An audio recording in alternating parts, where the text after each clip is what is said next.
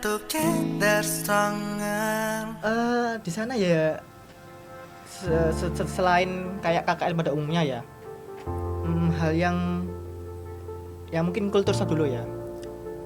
Ekspektasi saya itu di sana itu orangnya orang asli sana gitu kan. Tapi ketika waktu sampai di tempat penempatan, nah ternyata itu kampung transmigrasi Transmigrasi dari Jawa. Oh iya. Jadi saya bahasanya ngapak-ngapak semua. Gitu. Ini seru banget. Jadi hal yang ini ya itu masuk paling menurut saya paling lu membagongkan, dan saking bagongnya sampai saya kok ketawa gitu loh. Saya tuh udah siapin mental gitu kan, kayak gimana cara beradaptasinya gitu.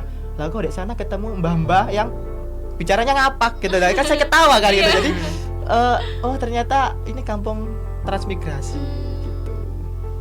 Gitu sih. Jadi Berapa hari Mas di sana? kalau KKN-nya sendiri 40 hari sama umumnya gitu. Jadi tanggal 31 berangkat, mulai kerjanya itu misalnya kita kerja KKN loh ya, itu tanggal 1 Agustus sampai September 9 September gitu. lama ya 40 hari. Iya. Berarti sama kayak KKN reguler tetap 40 hari. Betul. Itu di sana ngajar atau gimana Mas? Nah, kalau KKN itu ada metodenya kan. Iya. Ada yang ABCD, ada yang PAR, ada yang apalagi gitu sih satunya. Nah, kalau Hana dulu ABCD. Nah, kalau saya PAR. Itu gimana itu? Iya, bedanya apa? Nah, ABCD itu lebih ke apa sih yang ada di wilayah itu yang bisa dikembangkan. Kan D itu develop. Iya. Ya, jadi dikembangkan untuk menjadi sebuah hal yang bernilai lah bagi masyarakatnya. Nah, kalau PAR itu lebih ke kayak riset, dan itu harus melibatkan warganya. Contoh-contoh yang Jadi kayak gimana? misal di sana tuh kita nggak, kalau di reguler kan ada nih temanya Oh, iya. kayak misal di Pasuruan, di kecamatan ini, desa ini temanya misal stunting, UMKM. Nah, kalau di sana kami terjun itu nggak ada tema, jadi kita harus cari diskusi sama warga, apa sih permasalahannya gitu. Nah, titik poin penting pembedanya itu di situ. Kita harus melibatkan semua warga atau melibatkan warga di semua langkah pari itu tadi. Oh, berarti menganalisis dulu ya keadaan sosialnya itu gimana, terus habis itu ada gejala sosial apa, nanti Betul. yang memberikan solusi atau yang memberikan problem solvingnya dari teman-teman KKN itu sendiri. Lebih ke benar, tapi lebih ke Kerjasama. solusinya kita bareng. Oh, Bukan, bareng. jadi kita kayak semacam ya berjalan bareng gitu loh, kayak berpasangan gitu, jalan bareng ya gitu. Nah, kemarin itu kita bebarengan sama event 17-an toh kan Agustus. Jadi kita di situ kan memang kalau ada metode PAR itu ada strategi-strateginya kan. Nah, kita harus yang pertama agar kita bisa menjalani metode itu, kita harus cari apa ya, kayak ibarat patokan, bukan patokan ya, kayak pemantik gitu loh. Kita harus cari orang atau kelompok yang itu bisa sebagai pembuka. Nah, kita pakai itu di pemuda desanya. Jadi kita kebetulan bahas 17-an sekalian sambil merembet ke kondisi sosialnya gimana, apa sih yang selama ini dipermasalahkan. Kan kampung X kan, X transmigrasi kan. Jadi selain orang transmigrasi juga pasti ada orang asli sana gitu. Jadi metode itu digunakan, terus udah kita baru setelah beberapa kali pertemuan ada strategi-strateginya, baru kita ngejalanin program gitu. Oh iya, di sana makannya masak apa itu sendiri? Kalau KKN biasanya kan masak ya. Iya. Kalau di sana gimana makannya? Nggak Gimana kal- makanannya? Iya, makannya gimana, enak Kayak nggak? cocok gak? Nah, ini yang hal yang paling seneng banget, bukan seneng sih, lebih ke bersyukur karena KKN di sana Maluku Utara ya khususnya itu kita nggak yang di satu posko gitu. Jadi kita diangkat oleh orang sana sebagai anak. Oh iya. Maksudnya nggak satu posko gimana? Maksudnya Satu-satu berarti. satu orang satu rumah gitu. Betul. Atau satu rumah 2 orang. Jadi kita itu dijadikan anak angkat gitu loh. Jadi makannya ikut tuan rumah. Jadi kita sebagai real anak gitu. Itu satu anak satu itu apa berapa orang gitu? Kemarin saya satu rumah 2 anak. Tapi teman-teman saya ada yang satu rumah 1 anak. Ada berapa anak berarti satu kelompok? Satu kelompok ada 10 orang kan. 10. Oh iya sih. 5 dari luar, 5 dari lokal. Ah. Nah, itu yang satu rumah 2 orang itu saya sama anak Ternate juga. Gitu. Jadi Seru banget. kita makannya itu nggak yang bingung kan. Biasanya kan cuma di sini ada yang kayak mungkin bagi orang-orang yang pengen KKN itu nikmatin kebersamaan kayak challenge untuk masak. Kan Iya, kan sama ada teman-temannya gitu sama kan. teman-temannya. Iya. Ya mungkin nggak relate ya dengan KKN Nusantara ini gitu. ya. Cuma kalau teman-teman yang mungkin cari nuansa yang beda gitu kan, ini relate banget. Jadi kayak kita tuh diasuh, bener-bener diasuh kayak ayo udah jamnya makan, kamu gimana aku nggak pulang, real anaknya gitu, dicariin terus. Ya kita kan sebagai mungkin anak angkatnya kan kita ya secara di bawah sadar kan juga harus patuh gitu kan. Jadi mungkin kayak kemarin di ibu angkat saya itu jualan kayak di sini tuh apa ya, peracangan gitu, sembako gitu. Oh iya tahu kayak itu kelontong. Toko kelontong ya. Nah itu, nah saya kayak bantu gitu kan. Kayak lah lebih ke apa ya? Iya, lebih ke masyarakat jadi penduduk setempatnya gitu. Iya. Betul. Nah itu. Maksudnya itulah hal yang mungkin nggak relate untuk teman-teman yang pengen KKN itu bareng-bareng. Tapi kita tetap bareng kok. Ada poskonya sih sebenarnya. Tapi posko itu untuk Kayak rapat, betul. terus habis itu kayak mau ada acara apa lagi ini gitu kan. Iya. Berjauhan nggak sih mas tempat tinggalnya? Iya. Berjauhan banget. Iya. Rumah-rumahnya emang jauh-jauh ya?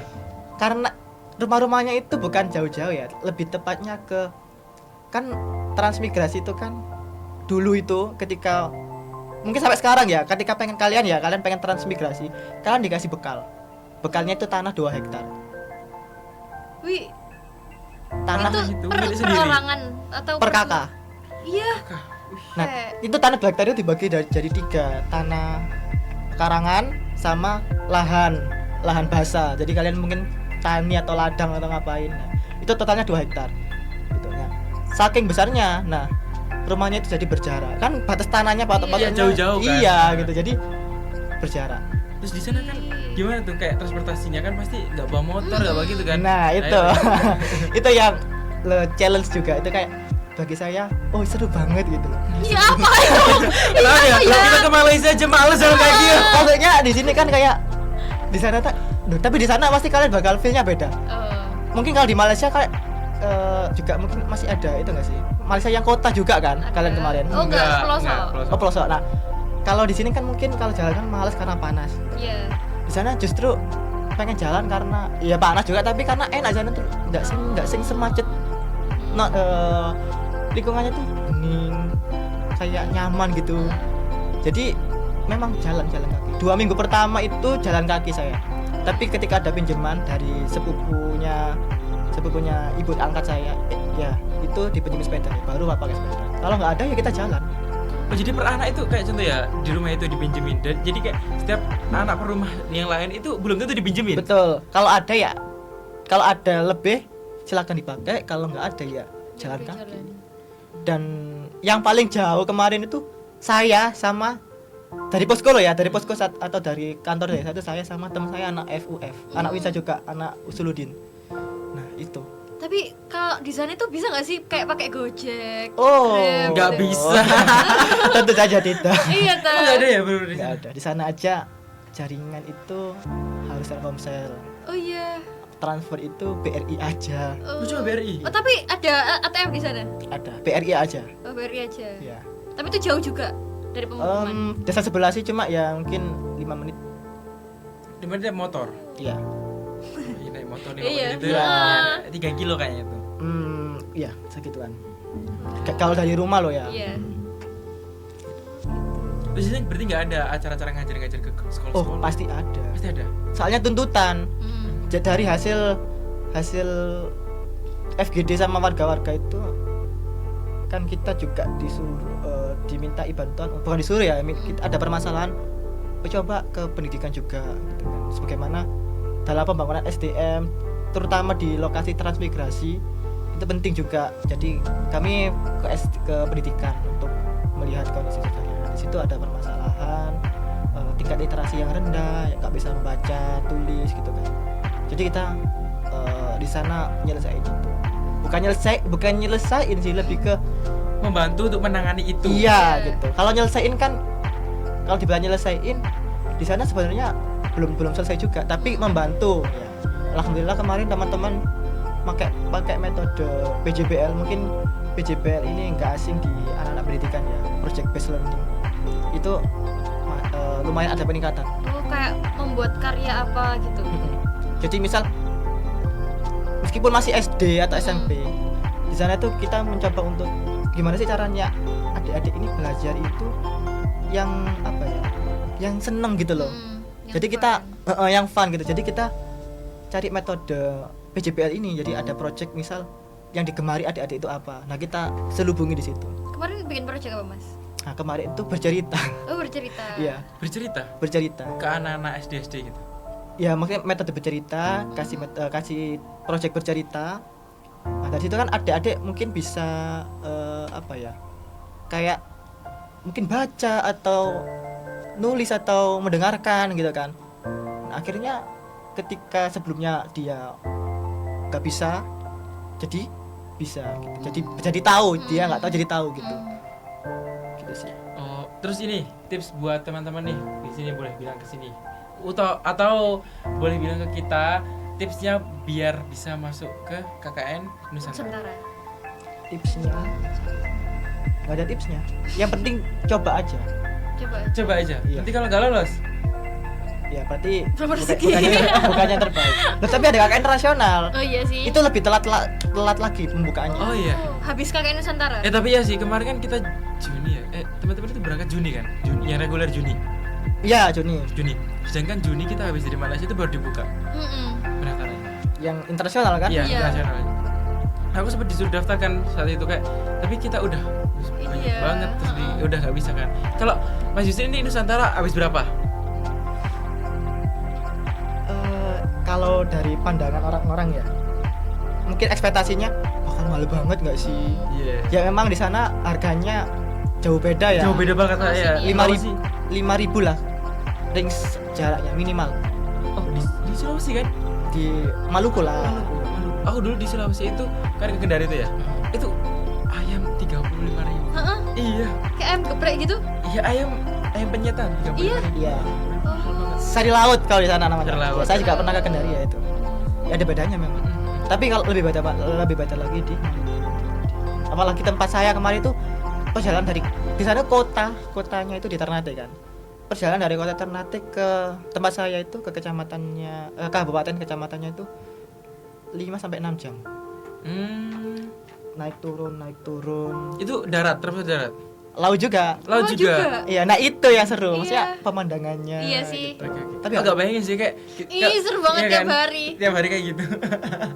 Terus habis itu, oke, kan ada tipsnya udah selesai ya. Terus habis itu mungkin bisa kasih masukan buat teman-teman biar semangat belajarnya, biar kayak Mas Yusril juga lulus cepat waktu. Cepat loh Iya ya. tuh gimana kan banyak banget kegiatan yang diikutin Mas Yusril. Iya, kegiatannya banyak banget. Tapi tuh, kayak teman-teman. bisa lulus tepat waktu Terus banget. habis itu juga kalau nggak salah sering publish jurnal kan? Gak juga sih. Ya, ini merendahkan Mas. Minta didorong. Ya. Gimana ya? Salah satu yang penting kalian itu tetapin tujuan aja. Tujuan kalian jadi mahasiswa itu bagaimana sih? Apa? Nah, ketika sudah tahu apa tujuannya, bagaimana langkahnya? Nah, salah satu langkah yang saya tempuh itu ya dengan manajemen, kayak misal, oh semester ini saya ngapain? Saya ikut organisasi mulai semester berapa sampai semester berapa.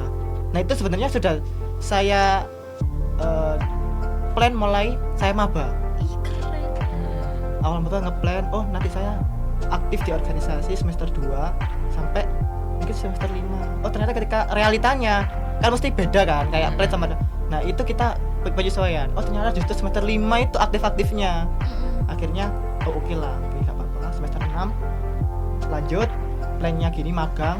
Akhirnya udah pengen sebenarnya ikut KKN di luar dari ini tuh impian juga sih. Jadi akhirnya kebetulan ada. Oke. Jadi ya itu tadi tipsnya, cuma kalian harus punya tujuan yang pasti apa dan langkah-langkahnya konkret ya, jangan kayak cuma angan-angan gitu. Dan kalian harus berani mengambil peluang karena keberhasilan atau keberuntungan itu milik orang-orang yang berani. Harus jemput bola ya. Betul, harus jemput bola. Gitu. Ya teman-teman dari Mas Yusril. Iya. Jadi kita udah bicara banyak banget kan, mulai dari awal sampai akhir kita udah bicara banyak banget masalah KKN Nusantara. Terus habis itu cara lulus cepat waktu itu banyak banget. Dan ada apa aja di Maluku Utara? Iya, ini harus dilihat sih kalau nggak dia sampai akhir parah gitu kan. Mungkin cukup itu aja podcast kita kali ini.